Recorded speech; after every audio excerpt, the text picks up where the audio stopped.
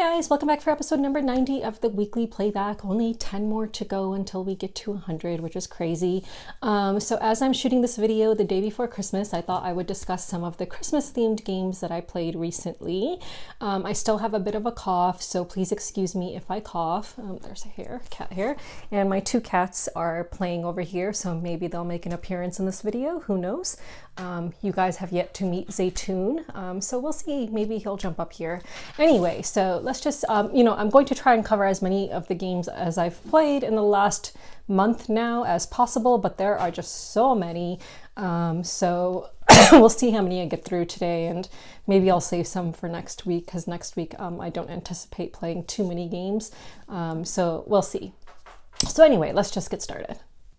Let's talk about Santa's Workshop. This is the second edition of Santa's Workshop. It is designed by Keith Ferguson, and the art is done by Andrew Bosley and Jackie Davis, and it's published by Elf Creek Games.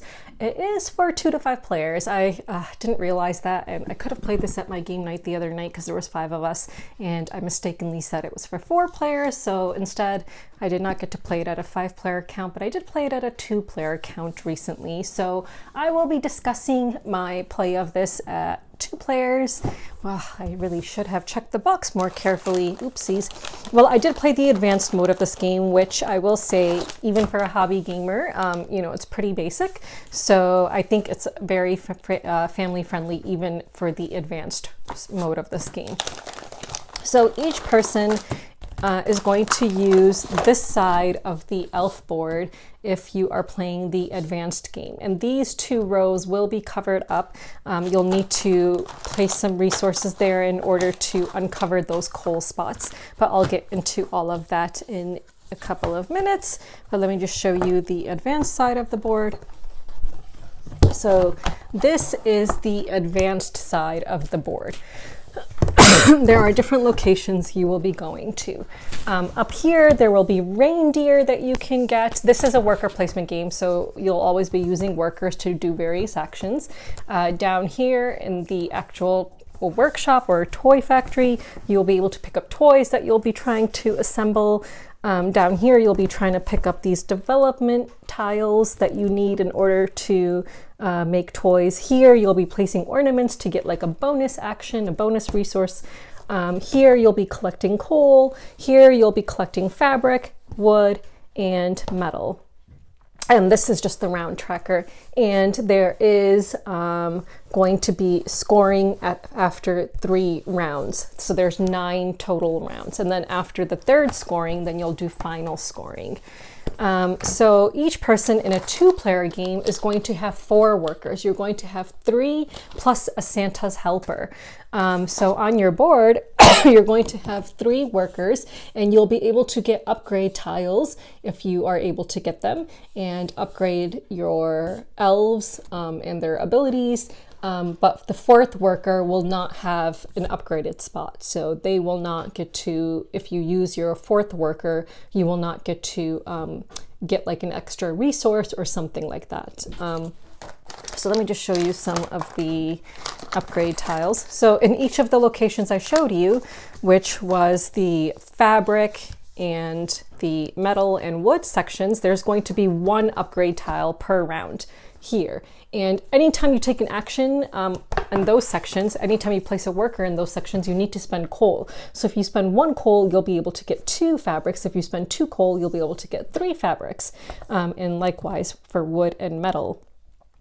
So the more coal you have, the better. So going to the coal area is where you'll be able to refill your coal board completely. So let's suppose you had 12 empty spots. You go to the coal section with a worker, you'll get 12 coal pieces, which is nice. So each section is going to have 1 extra spot for an upgrade tile, which will go underneath an elf. So let's suppose you spent an extra coal to get the upgrade tile that was there. Then the next time you use that particular elf, you will get to take an extra fabric because it'll have a fabric tile, upgrade tile underneath it. So if you went here, you paid 2 coal for 3 fabric, you would, if you had the upgrade tile for it, you would actually get 4 fabric, which is nice. All the upgrade tiles, they also show on the back side 2 points. So it's your choice whether you want to add the extra resource or 2 points underneath. So what I did was for each of my elves, I had an extra material, and then underneath each of those I had 2 points.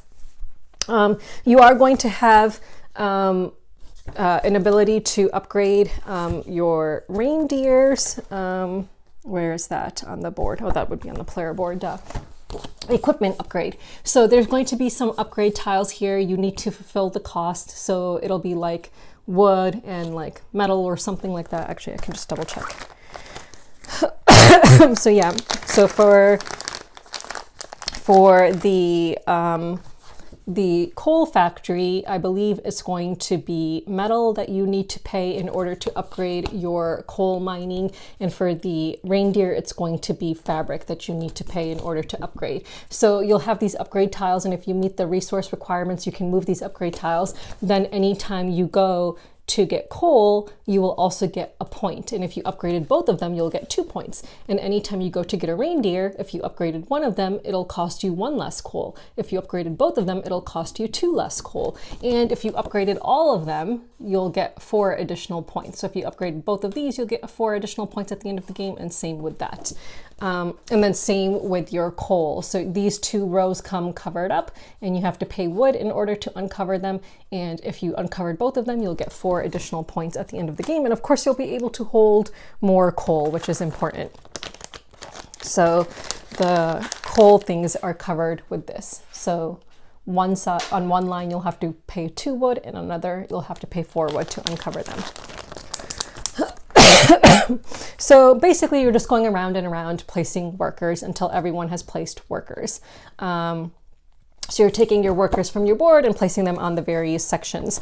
The only section that kind of is a little bit different is the development tile section. So this section, when you go there, oh, this is the basic side of the board. When you go here, if you are the first person to go there, you will get 1 development tile. If you're the second person to go there, you'll get 1. And if you get help from the first elf who was there, you can get a second development tile, and they'll get 3 points for helping you. So if you're the third elf to go, you'll get 1 development tile. And if you get help from both of those elves, you can get an additional 2 tiles, and those elves will get points. If you are helping yourself, though, you do not get points. Up here in the Christmas tree, when you're placing an ornament, if you're the first person, well, you can choose basically, but in a 2-player game, you can't choose. But in a multiplayer game, if you're the first, you can choose to go here and then take the first player marker, or you can choose to go here and get 1 point. So the Christmas tree only has 2 spots, but in a 2-player game, the 1 point section is always covered up. And in a 2-player game, anytime a worker goes into one of these resource locations, you place a neutral worker in the other spot, so that spot can't be used up then. But otherwise, in a 2-player game, toys, there's always the ability to get toys, even if the other worker has gone there. And there's always there's 3 spots for reindeer, so you'll be able to collect reindeer if you want them. For reindeer, let's just talk about how they work. So reindeer, at the end of the game, for all the different reindeer you have, you'll get points depending on how many different reindeer you have. And some of them will give you points at the end of the game. Some of them will give you resources when you collect them. Some of them will give you an ability like this one. This one allows you to take a toy and place it in your finished gift pile, but you do not score points for it, because as soon as you finish constructing a gift, you get points immediately. So yeah. So they give you different abilities, and you want different reindeer, because the more unique sets of reindeer you have, the more points you will get. The promo gives 3 other reindeer, but you would substitute one of the sets in order to put in the promo set. So those are reindeer cards. And of course they cost coal. And then the toys, here are some examples of toys, and you'll see the cost of the toys. So as you're collecting resources, you'll just place them onto the card, and as soon as you've completed a toy, you will score the points and then turn it upside down. Then after 3 rounds, whoever has the most completed toys and the most ornaments in the Christmas tree will score an additional, I believe it's 8 points, and then the second player would score a certain number of points, which is fewer than 8, I believe. So you are trying to complete you know, as many toys and get your ornaments on the tree in order to score those additional points after every 3 rounds. So that happens, so that's Santa's inspection, I believe it's called, and that happens 3 times in the game after every 3 rounds. What else? I guess I can talk a little bit about the tree. So each person has 5 ornaments, and on the ornament you will see on the back side something. So for example, this is a medal. So when you place an ornament, you will choose which ornament you want because you will collect the thing that's on it, and then you will place it shiny side up, and when you place it on the tree you will also get what's printed on the tree. So if I took a metal ornament and placed it on a medal, I would basically get to collect 2 metal. So that comes in handy when you need just 1 or 2 resources, but all the spaces here have been filled up so you can't get resources. So it comes in handy to use the Christmas tree. And really those are all of the sections of the board. So yeah, so basically it's a very simple worker placement game in which you're just placing workers, collecting resources in order to complete, there's a cat hair or something, in order to complete toys, and yeah, and also you're, you know, spending coal in order to do all these various actions, and coal in order to get reindeer. When I played my 2-player game of it, it was a very close game, and I lost by 4 points. If I had just upgraded 1 more thing, because I had 1 thing that was not upgraded, then we would have been tied, and then the tiebreaker comes down to who has the most reindeer, and my opponent had so many reindeer. Like, his strategy was just to collect as many reindeer as possible. So it was a very close game when I played. But it was a really fun game. I really enjoyed it. So I think that if you are looking for a Christmas themed game that is not just purely a simple set collection game, because I feel like most Christmas themed games are just set collection. If you want something that's a little bit more fun and a little bit more thinky than a set collection game, then definitely get Santa's Workshop, because it does give you more options. And you know, sometimes you're just trying to figure out what the best order of doing things is, but then your opponents might mess you up and take the spots that you want. So yeah, it's really fun, and it comes with really nice components and stuff. So yeah, so definitely check it out. I think I might actually replace this 1st player marker with a little mini wooden Christmas tree. I'm sure that somewhere I would be able to find a little mini wooden Christmas tree. So yeah, so that is Santa's Workshop. So let's move on. Another Christmas themed game I played recently is JokkMokk, the Winter Market. This is a 2023 game designed by Henrik Larsson. The art is done by Christina Hagefors, and it's for 1 to 5 players and is published by WizKids Game. Now this is just basically a set collection game with a little bit more going on. So this is the player board, and I will throw up a picture. But basically, this is the Christmas market, and you're going to see all these slots around the board, and a number of them will be filled up with cards at the beginning of the game. You are going to choose which sets of cards you want to play with. So for our first game, we played with the recommended set. So we played with, gosh, let's see if I can find the cards we even played with. So for example, we played with the Patchworks. We played with the Antiques, and we played with Hot Dogs, and we played with the Delicarlian Horse.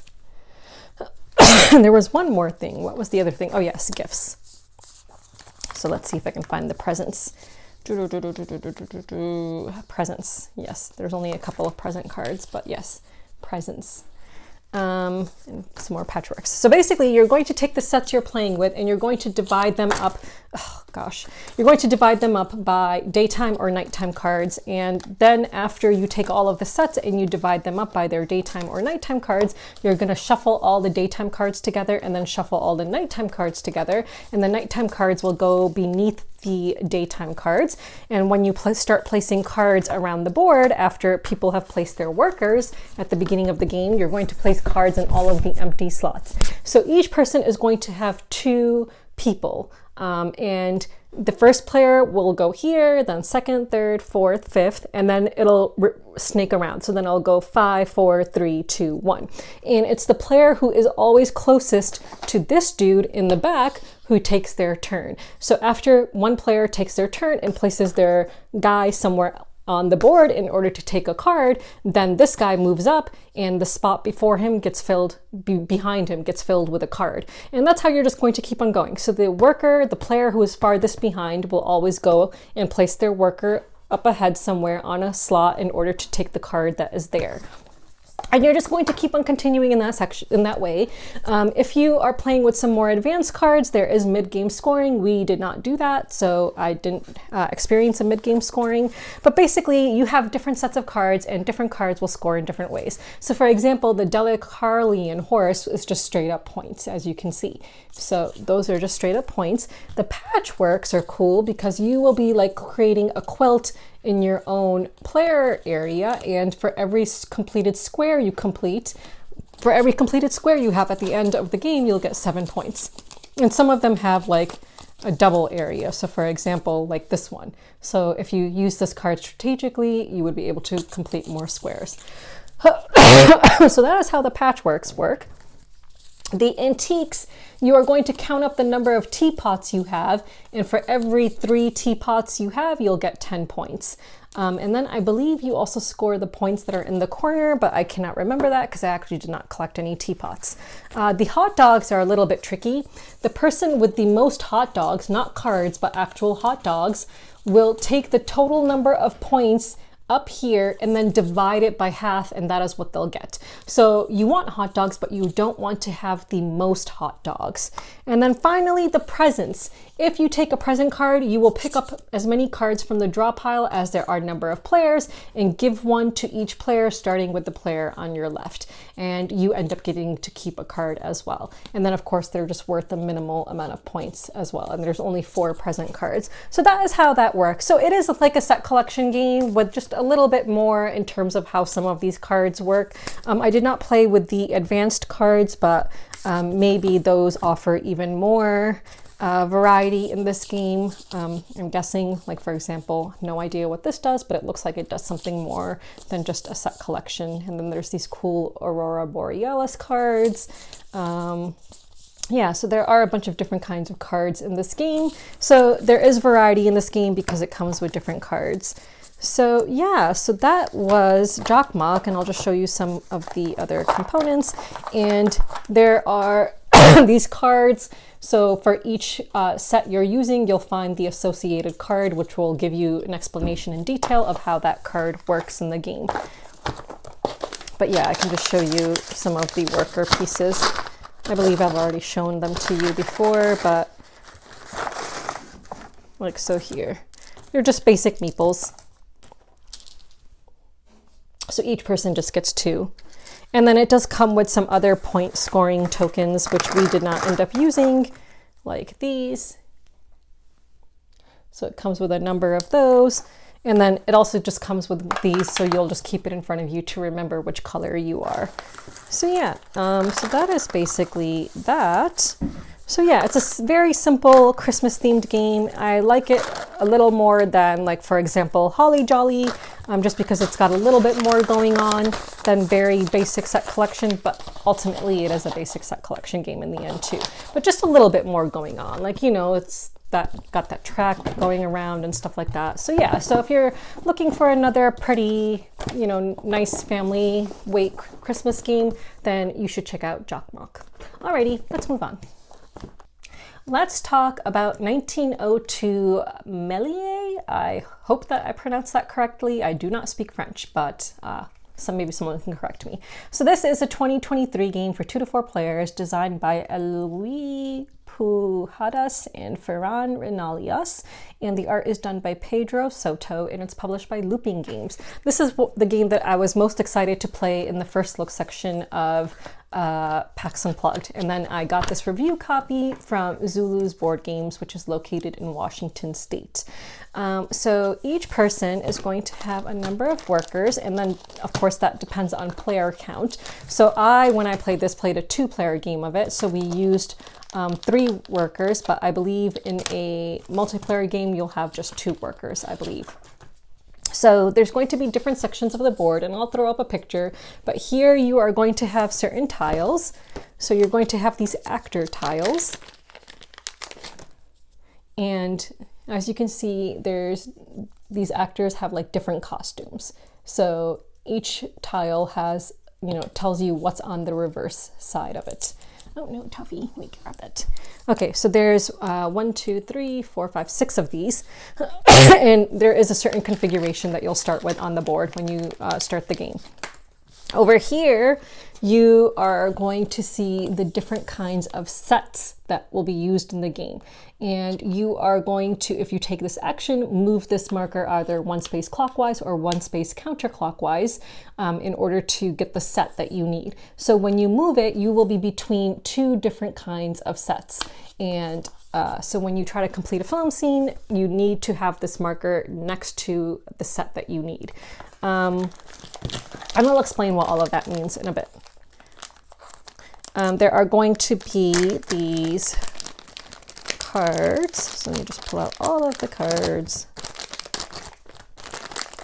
So there are these different prop cards that you can go to a certain section of the board to pick these up.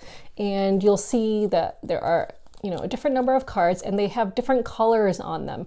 The colors are going to be important for when you decide to color a scene. You may not color a scene, but you do need a certain prop in order to complete certain film scenes.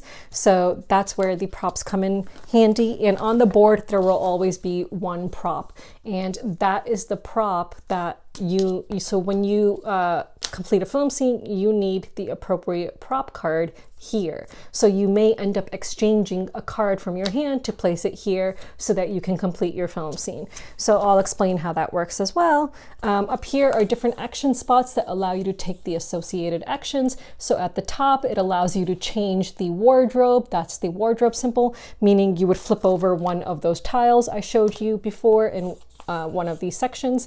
The other symbol, when it shows 2 masks, means moving locations. So you can either move 1 tile to a completely different location or swap the position of 2 tiles. This one will allow you to shoot a film scene as well as change the wardrobe of 1 person. This one will allow you to swap the actors and then also shoot a film scene.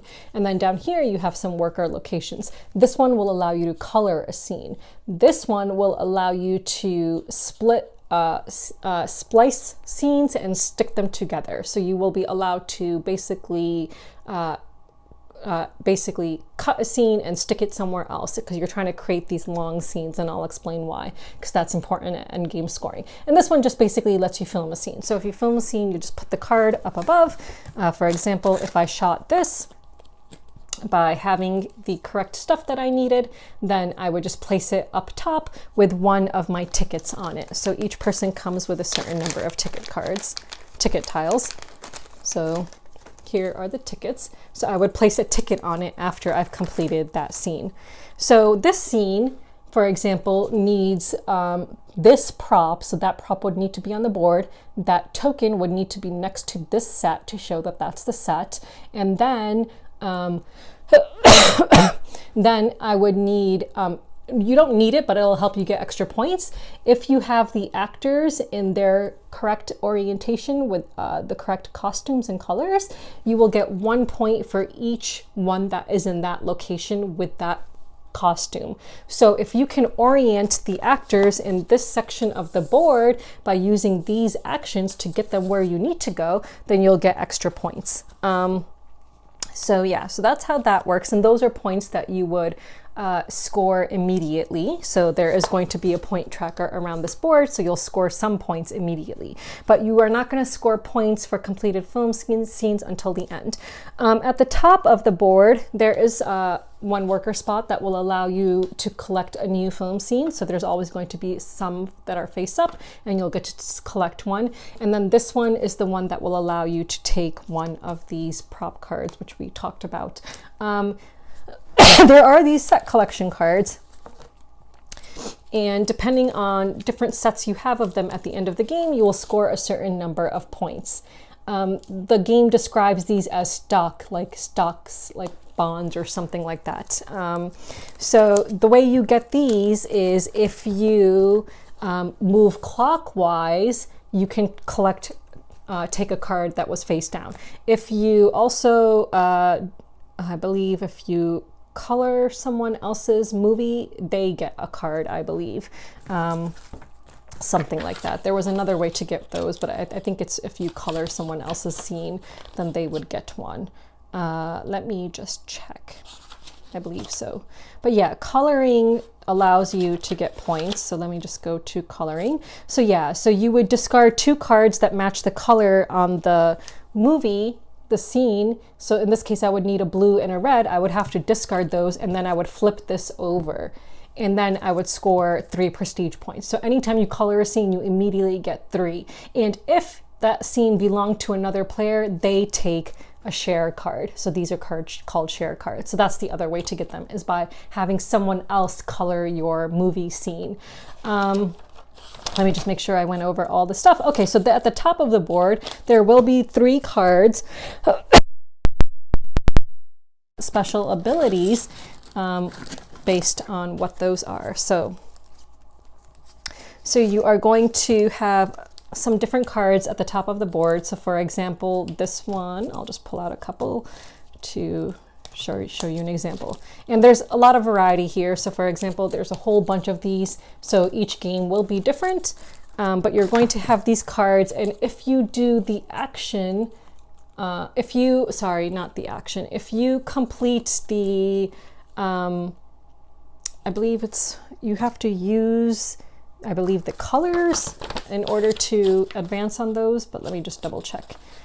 That's the only thing. Production journals. Yes, each time you perform an action as indicated on the left page of the journal, you can advance your disc on the right page and receive the reward.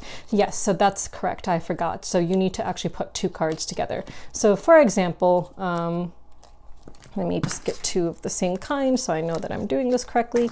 So for example, if I performed this action, I would advance my disc. I would go to the first spot. And then if I perform this action again, I would advance it again, and so on. And if you reach the top, you'll get points. But anytime you advance, it might give you a special ongoing ability that you can use. It might give you a one-time ability, and so on. So there are 3 production journals in total. And so anytime you do that, you'll get to advance your disc on the production journal. Now we have covered all of the sections of the board. So basically, you are trying to use your workers, and your workers can get bumped off. So for example, if I have used my worker in one of these locations, and those locations are, especially these 2, are important because it allows you to shoot a scene. Actually, let me just double check something. Create a sequence. So you can create a sequence. Oh, sorry, yes. These allow you to shoot scenes. This allows you to create a sequence. So this one allows you to place a scene that has previously been shot with another scene that has been previously shot, and you have to always have them in ascending order. So these cards all have numbers on them. So for example, this one is numbered 1, this one is number 2, and so on. So when you place them next to each other, when you do the create a sequence action, you're going to place 2 cards that were already previously shot next to each other.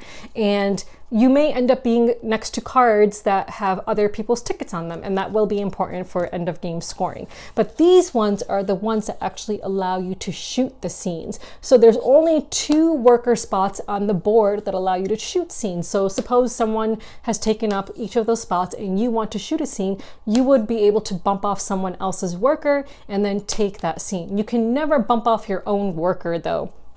This action requires 2 of your workers. So in a 3 or more player game, you're going to always end up needing both of your workers in that section. If all of your workers are already on the board, you can retrieve your workers and then take an action. So if, for example, someone hasn't bumped off your worker and you need a worker, but they're all on the board, then you would first retrieve all of them.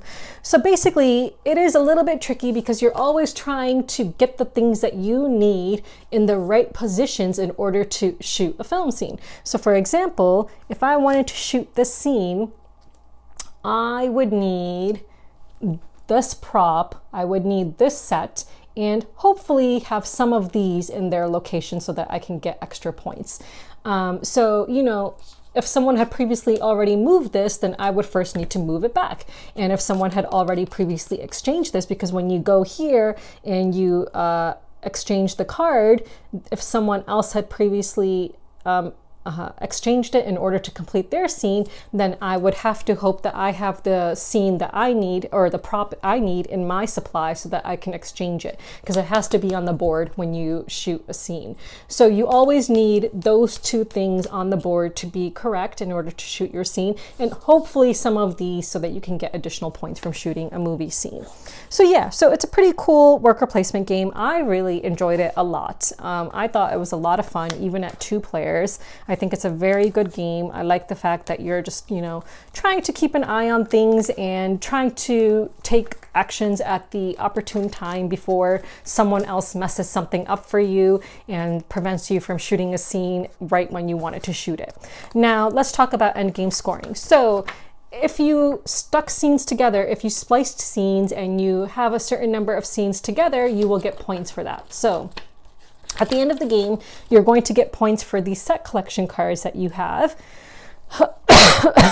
And then for each sequence in the editing area, you'll get as many points as the number of your own scenes multiplied by the total number of scenes in the sequence. So let's suppose there were 3 of these together, and at that point it doesn't matter if they're colored or black and white, because when you color a scene you just get 3 points straight up. So, you know, that's just something that you can just get points for during the game. But at the end of the game, it doesn't matter if they're colored or black and white. So at the end of the game, if I had 2 tickets and someone else had 1 ticket in this sequence, then I would get 2 times 3, which is 6 points, and the other person would get 1 times 3, which is 3 points.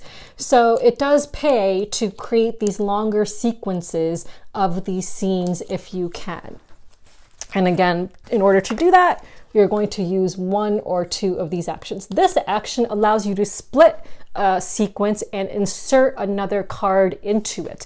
In order to do that though, the rule is that the card has to improve the sequence. So it has to have less of a difference in its number and the number next to it than was there before. And I'm kind of wondering how on earth you would put in a card that wouldn't improve it somehow, because for example, you always have to go in sequential order. So if the number, oh, I guess they want a smaller number. So if it's a huge gap, then that would really come into play. So for example, if you had a number 20 and a number 50, next to each other, that's a 30-point difference. So the card you stick in, you want to improve the difference in order to have a valid placement. I can read that rule to you. It's interesting. So yeah, you will divide a previously joined sequence into 2 parts, add a scene or sequence to the cut end of one of those 2 parts. And then it says the new numbering of the sequence must improve the one that existed before separating the parts. In other words, the new scene being attached must have a number closer than the initial sequence's numbering. So yeah, so there is that rule to follow.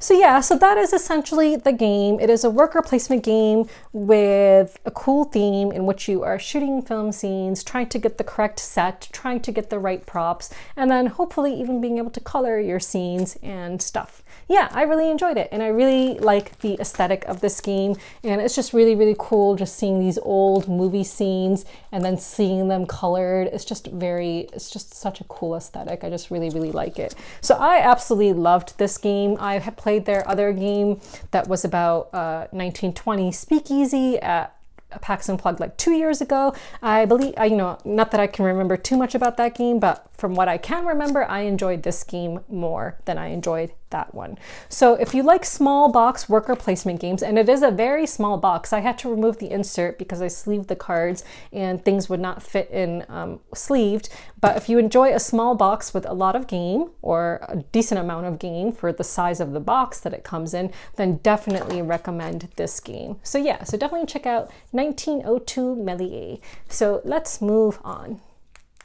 So a game that I played recently is Amalfi Renaissance. This is a new edition of a game which had previously come out. So this is a 2023 game for 1 to 4 players, designed by Takio Yamada. The art is done by Urabe Rocinante,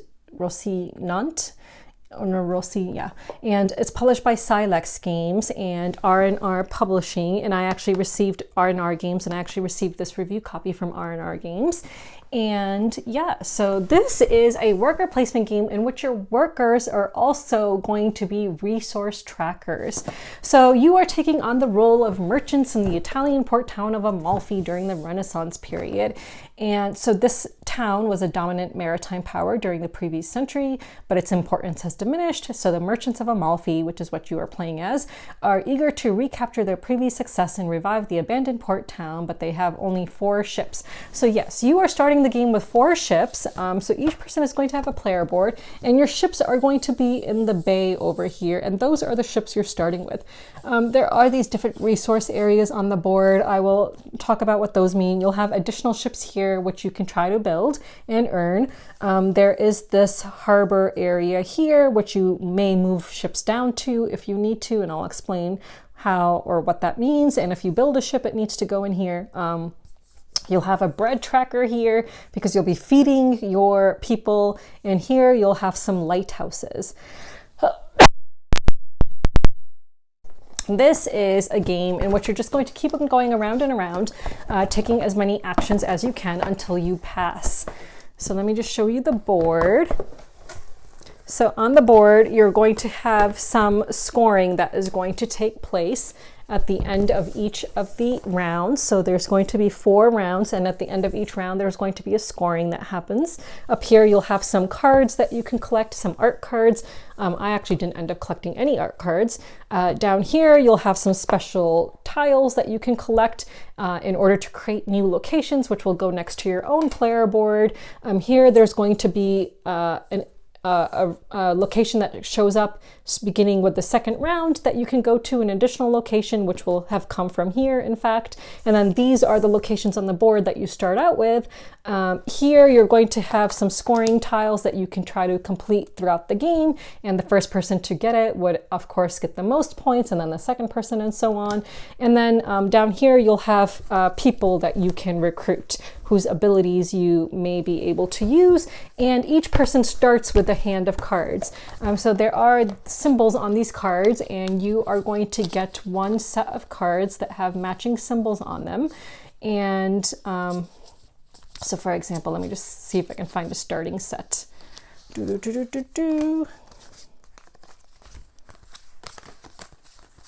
Okay, here is a set. I don't know if it's the total number of cards you would have, but it'll just give you a good example to begin with.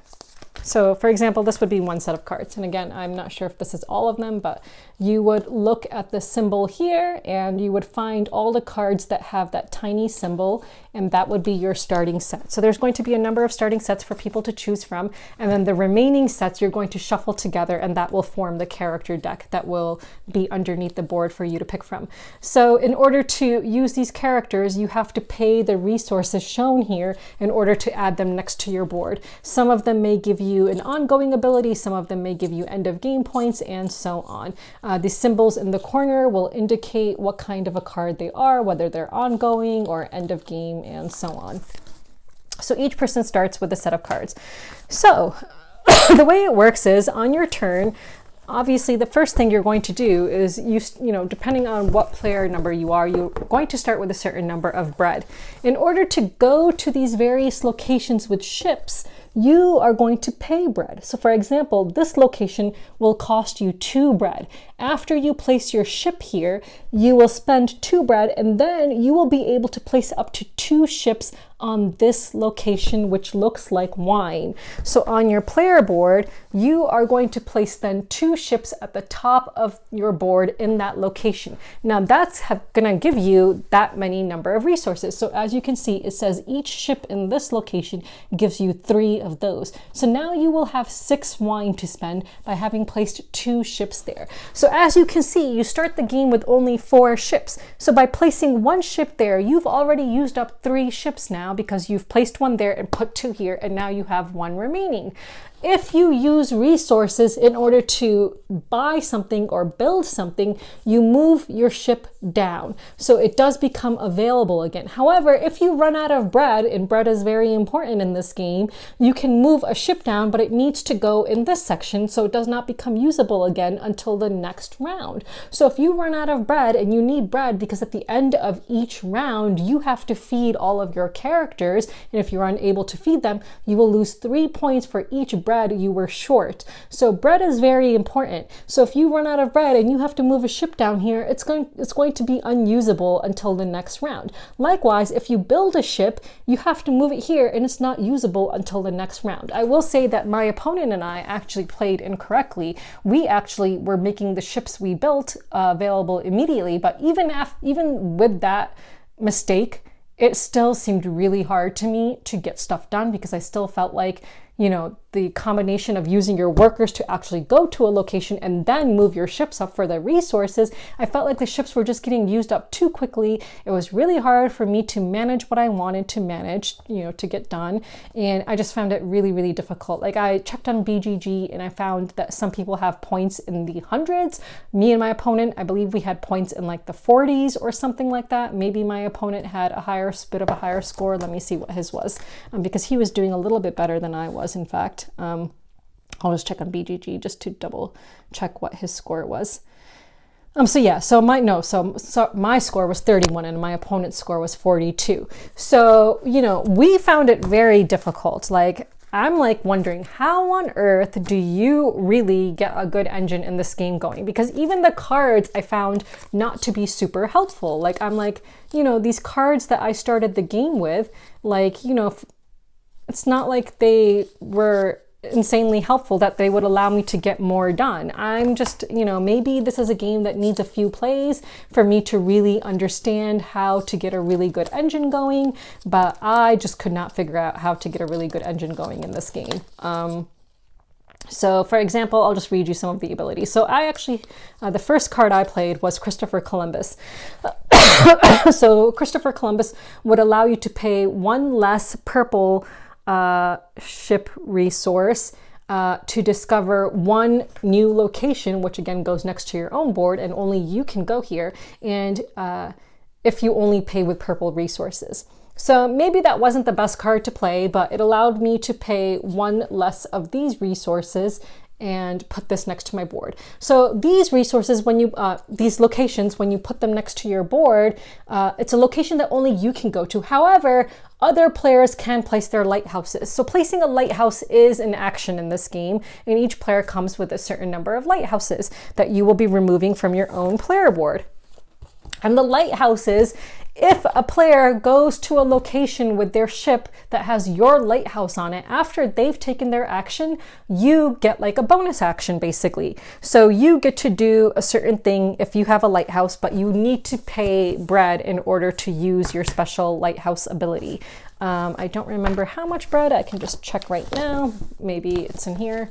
It should be in here in the rule book. Let's see, lighthouse.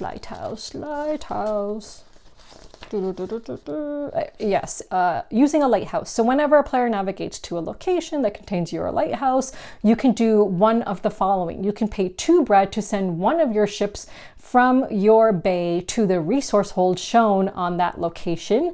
If that location indicates multiple resources, you can choose which one you want to send your ship to, or you may choose to gain 1 bread instead. So you can either send a ship if you have bread to pay, or you can gain a bread instead. So the lighthouses can come in handy, I suppose. What else? Let's just talk about some of the scoring tiles that happen at the end of each round. So these are going to be on the board, and you'll see that they have little cutouts in them. So for example, this one has cutouts. So in addition to getting what's on the tile, you would get the additional points that are on the actual board that will appear in the cutout section.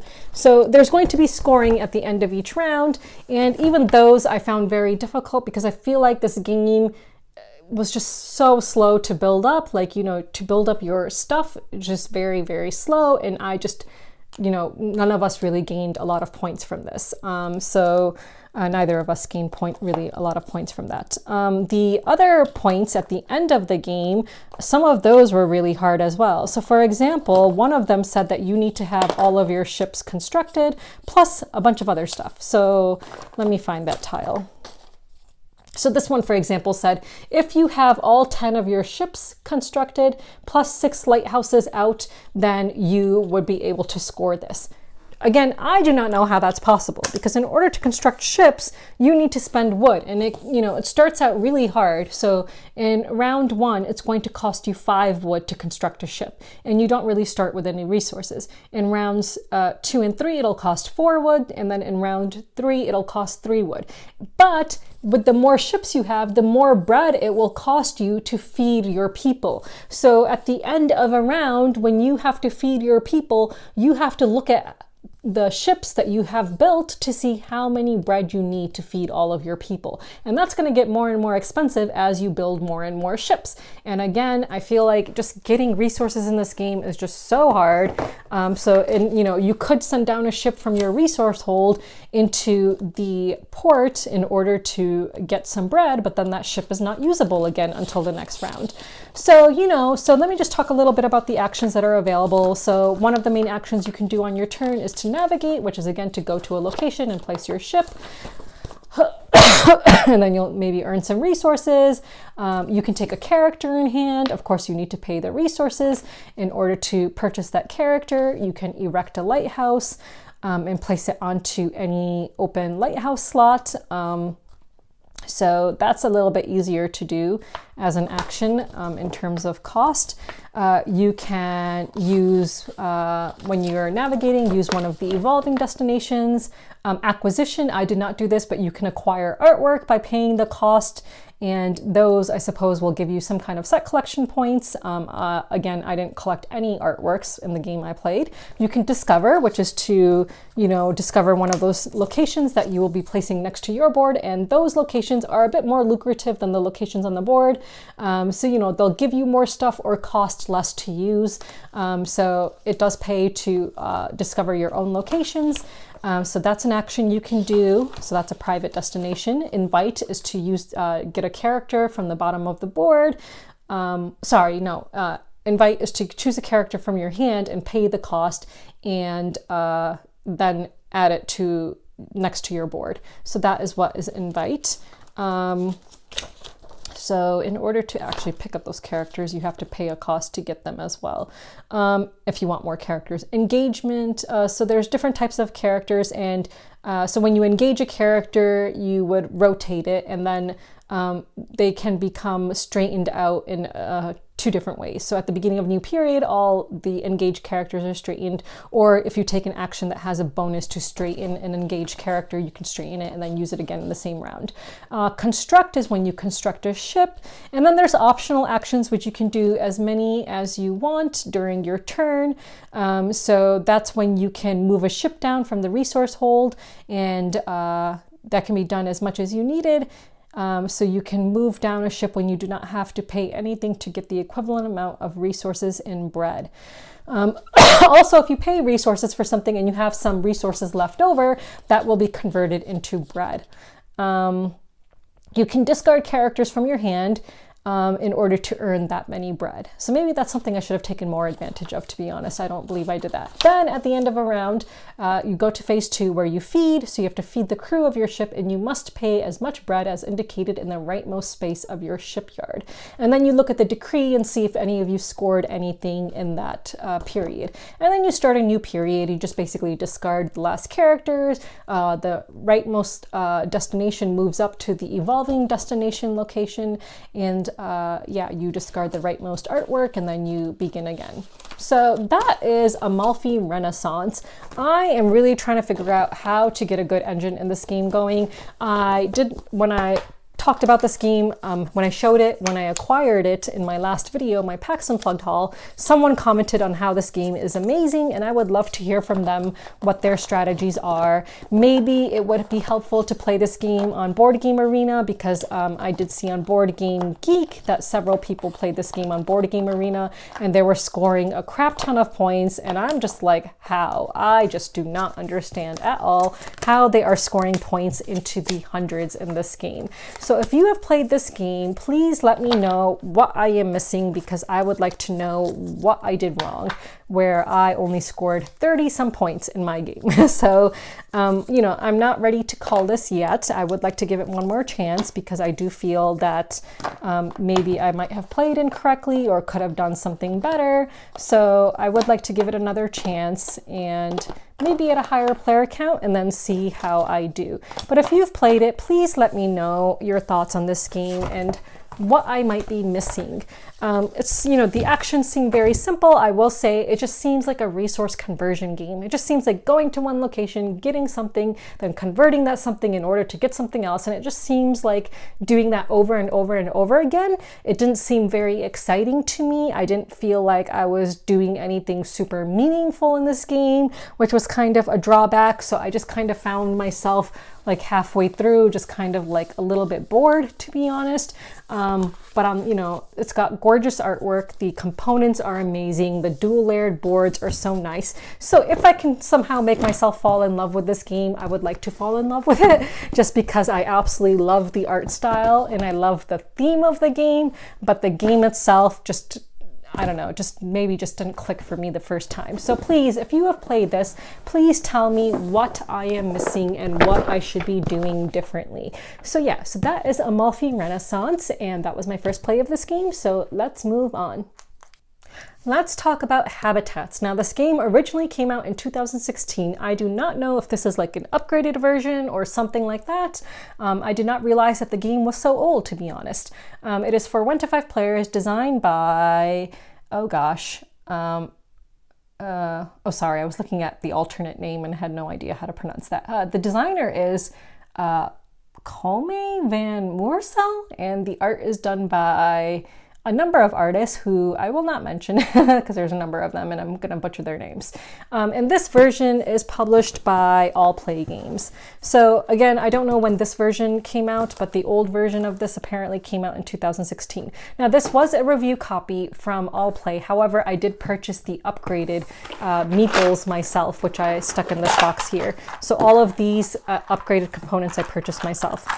So this is a tile placement grid movement game. So again, as I mentioned in my haul video, my complaint is that this bag is too small, the box is too small. So I highly recommend shuffling all the tiles in the lid and then placing them into the bag, because you are going to be drawing out tiles randomly during the game.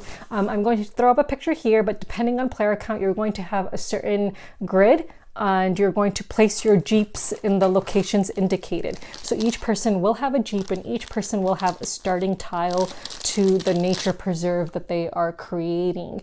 So on your turn, you are going to basically take a tile, drive your jeep into the location from which you took the tile, draw a new tile and place it from where your jeep was, and then you're going to place the tile into your habitat. Now, when you drive your jeep can only go and get a tile that is in front of it or to its sides. It cannot go backwards. And let's suppose you take a tile that is to the side, you're going to change the direction of your jeep then and move into that location. So then that will determine which tiles you can take in the future. So you're always going to be pointing in the direction from which you took the tile after you decide which tile you want. So again, either side or in front, never behind. So you may find yourself in a situation where you're in a corner of the board facing outwards, in which case you're only going to have one option, which is going to be on one side of your truck, and you'll turn your jeep that way then. So if you find yourself in a corner of the board facing outwards, that is what is going to happen. You'll only have one option of which tile you want. I did see that some people have house ruled it so that you can wrap around to the other side of the board. Of course, you know, that's not very realistic, because in real life you can't just magically jump to another location far away, but you know, but it will make the game a little bit better, I think, because you'll have more options that way. So there are a variety of tiles. So let me just show you. So, you know, there's different kinds of animal tiles, and each animal is going to have its habitat that it's on. Now, when you are using an animal tile, you will never count its own habitat as its habitat requirement. So in order to score this tile, for example, it needs to be adjacent to 2 deserts and 2 forests, and those can be groupings. So for example, it could actually be adjacent to 2 greens where one green is here and then another green is here. So it's next to a grouping of 2 greens, so that would count then. But you can never count its own habitat as completing one of its requirements. Its own habitat will of course come in handy for things that it's next to that need that requirement. So for example, this could use this desert in order to complete one of its desert requirements. So those are how animals are going to score. These are gates. Gates, you cannot place anything where there's a full white border, but where there's a square, you have to have a tile there in order to score that gate at the end of the game. There are tiles that have nothing on it, which count as 2 different habitats, which can come in very handy. Flowers are just worth 1 point each, but flowers are needed for certain different tiles in order to score. For example, butterflies need to be next to groups of flowers in order to score, so flowers can come in handy that way. There are watchtower tiles, which you will need to have tiles in the locations indicated on the watchtower that score. So for each scoring animal that is in those white cube locations, you would score an additional 2 points. If you have a flower in those locations, you would score an additional 1 point. So if you can't manage to get the scoring animals, and again, the animals have to have scored in order for you to get those additional watchtower points, then maybe you can fill them up with flowers instead. I think those are all the different types. Oh, there's camps. Let me show you a camp. That is the only remaining type to show. Oh no, that's not the only remaining type, but let me find a camp. Well, in the meantime, here's a tourist tile. So tourist tiles all have cameras on them, and those will just give you end game points for each habitat tile you have of the listed kind. Camps cannot be next to other camps, and they need to have a location, a tile next to it where those white cubes are in order to score at the end of the game. Now, this game is split up into different years, and depending on player count, so again, you're going to see the different setups you will use. So in a 5-player game, and I've played this game twice now at 5 players, this is the setup you will use. And there are going to be 7 turns in each year. So in each year, there are 7 turns. And then there are goal tiles that will be scored at the end of each year. So there are 2 goal tiles for each year. And then the person who had the most will get the most number of points, but if there's a tie, you would drop down to the next level of points, and so on. And there are a whole variety of different goal tiles, so there is a variety to this game, as you will always have different goal tiles when you play this game. Like some of them, you know, want you to have a certain number of tiles next to each other. Some of them like tell you, you know, you want the most sets of different habitats. Some of them make you count all the edges you have that are empty, and whoever has the most of those will get the highest points, and so on. So there's all different kinds of goal tiles.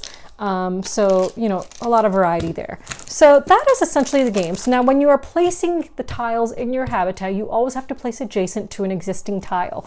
And so you're always trying to place so that you can hopefully, you know, fulfill the requirements of the different animals so that you'll be able to score them. So after you've gone through all the years and you've scored all the different goals, then you go to end game scoring. And it does come with this handy board for you to keep track of and a marker. So after you've scored all the goals, then you're going to score the stuff at the bottom. You're going to score animals. So if you completed their requirements, you'll score the points for animals. Flowers always score 1 point. Watchtowers per animal and flower in sight. Again, they have to be scoring animals. Tourists, you'll score per tile in the habitat with a tourist. And you know, matching tiles, whatever. Gates, you'll score the gates if you completed their requirements, and then camps, if you've completed their requirements, you'll score, and then whoever has the highest points will win. So this is really handy to keep track of scoring as you go along, which is nice. But again, this box is really small, so, you know, and it's just really hard to store all of the tiles in here while in the box. So I think I'm just gonna have to dump them all out. But let me just show you, this is the turn tracker. So one person, the start player, will always have to keep track of the number of turns that you have taken in that round already. And then the upgraded components, I find that they came in handy for a reason. So I thought that they were, would be just purely aesthetic, but I found a good way to use them. So the way I would use them is I would place the animal on the tile and I would lie it down if I had not completed its habitat requirements yet, and then I would make it stand if I did complete its requirements and knew that that animal was going to score. So visually it just made it easier to see which tiles I still needed in order to score my different animals. So it did come in handy that way. And if you buy the upgraded components, it also comes with these gates, and it also has some tents. So there's various tents to use to indicate the campsites. So the animals do come in handy that way, but again, this box is too small, so you're not going to be able to store the animals in this box. And again, that's my biggest gripe with all play games, is that their boxes are always so freaking small. If you don't have the upgraded animals, what you can, it comes with these tokens, these scoring tokens. So after you have scored a tile, just to remember that you scored it, you would place a check mark on it, because you don't want to remove tiles, because different tiles use other different tiles in order to score. So you can't remove them. So you would use these checkmark tokens in order to indicate which tiles you have already scored. I really enjoy this game. I think it's a lot of fun. I love, especially, I love it even more with these upgraded meeples, because they are so freaking cool. These screen printed meeples. We did find that we were spending a bit of time always trying to find the matching meeple, which was funny. So like, it'd be a person's turn, and they might still be looking in the box for the correct meeple from the last turn they took, which was a little funny, but I enjoyed it. I thought it was just a lot of fun with the meeples. So definitely gonna always play with the meeples. It does have a solo mode, which I have not played, but here is the setup for the solo mode, and then scoring on the back. So again, highly recommend that you shuffle your tiles in the box and then place them into the bag, and they do not fit properly in the box when they're in the bag. But yeah, thank you to All Play for giving me a review copy of this. I really, really love it. I think it's such a fun game, and this is one that would definitely stay in my collection. I really liked it. So yeah, so that is Habitats. Now let's move on. So I'm currently not backing anything. It's been really slow in terms of Kickstarter for me right now. There's just, I guess maybe during the holiday seasons it slows down a bit, but coming up there's probably going to be some games that I will be backing. But let me just go into stuff that I received. And one of the first things I'm going to show you is something that I'm really excited about, because it's a game I'm going to be covering for its Kickstarter launch in January. And that is The Explorers of Navoria. So this is coming to Kickstarter on January 8th from Dronda Games, and that is the publisher that I demoed for at Essen, in fact. Absolutely love this, and the components in this are just so freaking fantastic. So these are the individual player boards, and they have artwork on the back. Here is the main board. Just so beautiful. I mean, look at these colors. I just absolutely love the colors and the artwork in this game. I think it is fantastic. And then the player components are so nice. Keep in mind that this is a pre-production copy, so some of these may be upgraded. Here are some tokens that go in this bag. So, screen printed tokens. And then I believe that these are the components I'll show you that will be upgraded if you buy the deluxe version or something. So these right now are just cardboard. So some cardboard crystals, some cardboard swords, and some cardboard apples. And then the cards are so freaking gorgeous. Oh my God.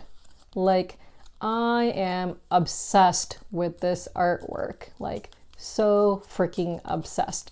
The woman who was demoing this game at Essen says it's her favorite game. She is obsessed with this. She played it a couple of years ago, and just she demoed it for Dronda Games at Essen, just because she loves it so much. And so I'm really excited to play this.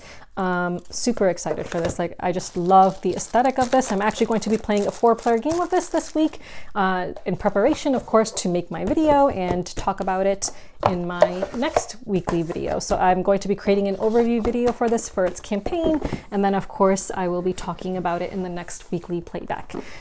So another game that arrived recently is Pioneer Rails. So Pioneer Rails arrived. This is my production copy of this flip and write game. I'm not going to open it up right now because I still have the pre-production copy of this, and I'm just wondering if I should maybe give this away because I still have my pre-production copy, and then maybe just use laminated sheets if I ever want to play, and maybe do save this as a giveaway for my Ko-fi members. I don't know. I haven't decided yet, which is why I'm not opening it up, because I haven't decided yet. So we'll see. I haven't decided. So I had backed the expansion for the Grand Carnival, which is a game I absolutely love. Now, I always say that in terms of like polyomino games, it is one of my favorites. Like people always compare Baron Park, this game, and another game. I can't remember what the other game is. Baron Park I ended up culling from my collection because I felt that this game, the Grand Carnival, was just so much better. So I backed the expansion for it, and this arrived. It's just really pretty. This is going to be really hard to open up because I don't have scissors on hand right now, so I'm not going to open this up, but there's a bunch of cards there, some more cards. Comes with some ticket tiles. It's been a while since I've played this game. I really need to get it to the table again soon. So yeah, I would really like to get this game to the table sometime soon again. But let me just show you the upgraded components. So apparently, I don't know. So apparently I bought some upgraded components as well. So, and these, I don't know if they're just additional tiles or they need to replace certain tiles in the base game. I'm not really sure. But there's a bunch of different tiles and tickets. So I have to read the Kickstarter again because I honestly do not remember if these have to replace stuff in the base game or if they're just additional things. I don't know. So I'm just going to keep them separate for now because I honestly don't remember if they're just replacement parts. Okay, whatever. I'll take care of that later. So yeah, so let's put that to the side. And then finally, this arrived, which maybe I will open up because I think I'll keep it. It's a skirmish game and it's very big. So let me pull it up. And that is the all-in deluxe box of Senjutsu. So this is a game that I covered for its Kickstarter. And it came with this really pretty coin. I love rose gold. I only ever wear rose gold jewelry if I can help it. Sometimes there's like religious jewelry that I wear now and then, which is not in rose gold, but otherwise rose gold is my go-to color for jewelry. I am obsessed with this coin. This coin is so freaking gorgeous. Okay, I'll just stop gushing about the coin. So this is a game I covered for its Kickstarter. So this was I always include in my contract a copy of the game, which is why I keep my rates relatively low compared to other content creators, because I always want a copy of the game in case I really enjoyed the game. And I know that some publishers would send content creators a copy of the game regardless, but not everyone would. So this way I can always ensure that I will get the game, because it's always important to me. So it has a slip cover, so let's take off the slip cover. It is a little bit damaged, but no biggie. Oh gosh, let's see. Okay. Wow, this is big. Okay. Inside of the box is just plain. There's nothing really to see there. It comes with a bunch of different sleeves, which is great. Rule book. Campaign book, a solo campaign book. That is nice. Wow. Oh wow, look at that artwork. That is really cool. Oh my god, it's like a comic book almost. That is so freaking cool. Wow. It's got some really cool artwork in there. That is really nice. Here's another solo book, another solo campaign book. Wow, that is really freaking cool. Okay, a player mat. So instead of using a board, I guess you can use that. A bunch of punch-out stuff, the trees and other kinds of stuff. It looks like a bridge maybe. And then we have the actual board. Oh my god, there is so much stuff. And then we have a bunch of cards and miniatures. So it looks like there's bases for standees, if you use standees, I believe. but there are miniatures. There's a whole bunch of different cards. So again, this is like a skirmish game, and you're going to be like using different cards to perform different kinds of actions, like attacking other players. Okay, these miniatures are really nice. Like, I'm not even really big into miniatures, but these are really gorgeous. Wow. Those are beautiful. Okay. These are really nice. I do think that some of them would be really delicate. But yeah, there's just a whole bunch of miniatures that are really stunning. Let's see what's underneath here. Oh wow, there's just a lot more cards and miniatures. Okay, is that the last layer? Yeah, it looks like it's the last layer, so I'll just leave that inside. Go back in. Okay, and there's just, yeah, just a lot more cards and sleeves and just a whole bunch of other stuff and miniatures. Let me show you this one, because this one's pretty cool. It's a little doggy. Oh, that is so freaking cool. Yeah, let me see if there's any other cool ones. Yeah, there's a lot of cool ones. I mean, they're really amazing.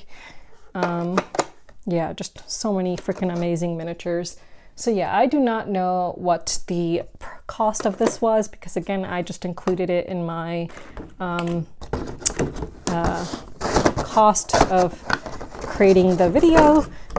So yeah, so quite lucky to have this, because it seems like it might be an expensive game. Am I putting this on the right way? Come on. Okay, so yeah, so that arrived. And then I did receive something else, which oh wait, there's some metal things here. These are cool. I don't know what they are, but they seem like they're metal. Maybe they're just like some kind of tracker of something. These are really cool. I don't know what they're supposed to be, but I don't remember. It's been so long since I've played this game, but those are really cool. Are these metal as well? I think these might be metal as well. So they might be some kind of trackers of some kind. So yeah, so like I said, it's been a long time since I've played this, so I really do not remember much, but excited to maybe give this a go someday. I don't think it's going to be anytime soon, just because, you know, I need to prioritize other stuff, and there's so many review copies that I still haven't gotten to from the various conventions I've been to. Like, I bet that I will end up getting back to UKGE in June and still have like at least one review copy from there that I haven't played yet from the last UKGE, because I still have games that I picked up there that I haven't had a chance to play yet. So those are the games that arrived recently. I also received a pledge of mine for Feralis Obscurus, I believe it was called. Let me just look that up. I don't remember the Feralis Obscure Land.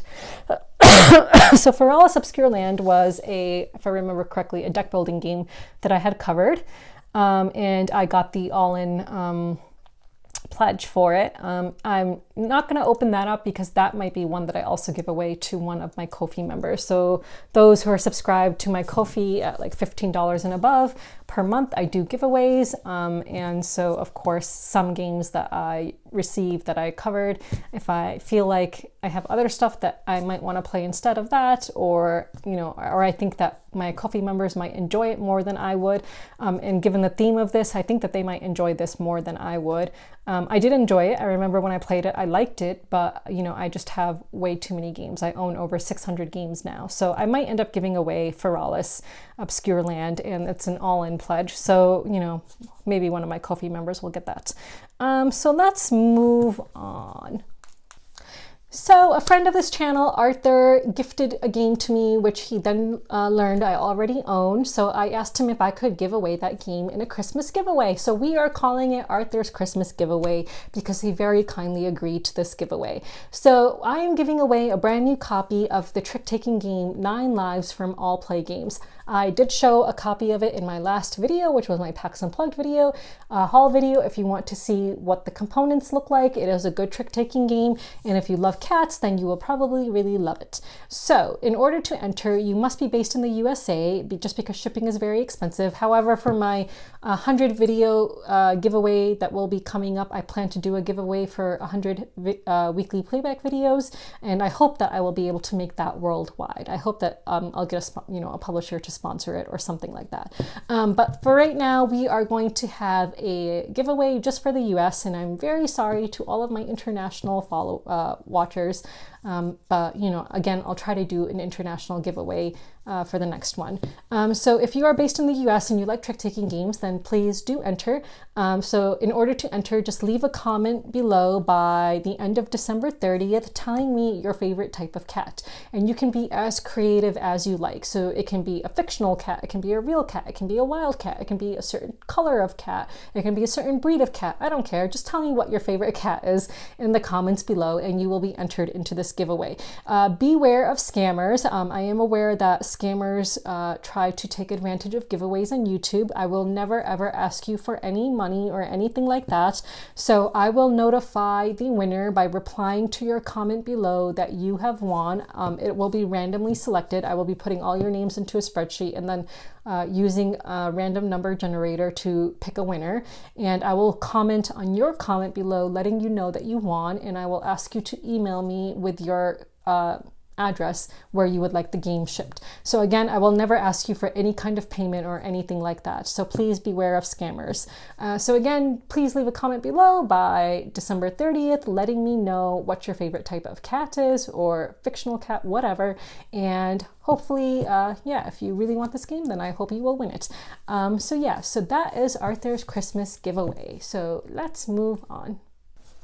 So as this video is going up on Christmas Day, I just do want to say that I hope that this Christmas you all will think about, for those who do celebrate, think about, where Jesus was born and what is going on in that location right now. So as we all know, Jesus was born in what is present day Israel and Palestine, and there is currently a genocide still going on in Palestine, and over 20,000 people have been killed, over 10,000 innocent children have been killed.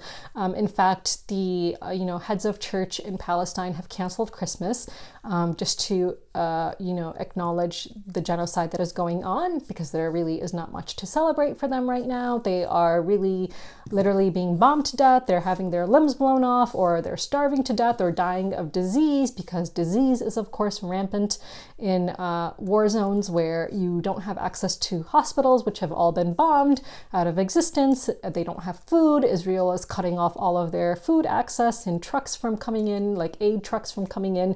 So it is a very bad situation in Palestine right now. So of course it is not a happy Christmas for the people who are actually living in the location where Jesus was born. So please do keep that in mind this Christmas as you celebrate. And if you haven't already, please try to make a donation to those legitimate organizations that are, trying to help the people of Palestine. I'm going to leave a comment below. There is so if you don't want to make a monetary donation, something that is very useful is to buy SIM cards that can be used by people in Palestine. I've already purchased a couple. I will leave the Instagram username of the person below who is kind of taking charge of distributing these SIM cards to people in Palestine who need them, who don't have access to phones or a working number otherwise. So please consider that if that's something you would like to consider. So just please this Christmas I would ask you to keep the people of Palestine, where Jesus was actually born, in mind as they are currently going through a genocide. Okay, so that is my Christmas message. So let's move on. So Arthur, Christmas Arthur, the one who sponsored the giveaway that I announced earlier, he actually asked me a really good question, but I actually didn't have much time to think about it. So I'm going to save this question for next week. And then I will also pose that question to you guys next week, because it is a very good question. So in the meantime, I will just ask my regular weekly question. So the question of the week this week is, what is your favorite Christmas game or holiday themed game if you don't celebrate Christmas and you have no interest in Christmas? And it has to be actually about that holiday. It should not be adjacent to the holiday. So for example, if you're choosing Halloween, the game has to be really Halloween themed. It cannot be like just a spooky game that is just kind of Halloween adjacent. Like it really should be like a Halloween-esque game. So to that end, I think that this qualifies as a really like a Halloween game. I'm going to say Dreadful Meadows for Halloween. So I think that would qualify as an actual Halloween game because you are growing candy, you're harvesting candy, there's different Halloween characters in the game, you know, there's like a guy with a jack-o'-lantern head. So I feel like that is a proper Halloween game. So I'm going to say Dreadful Meadows, but I'll pick a Christmas one just in case. So for Christmas, I will go with Santa's Workshop now just because I really like it and I think it's nice to finally have a Christmas themed game that is more than a set collection game, just a set collection game, I should say. And it is a really fun game. And someone even commented that even the basic side is really fun, that there's some other stuff going on the basic side that makes it different from the advanced side, but also really fun. So maybe I actually will give the basic side a go as well at some point. So let me know your favorite Christmas themed or any holiday themed game. And until next week, bye.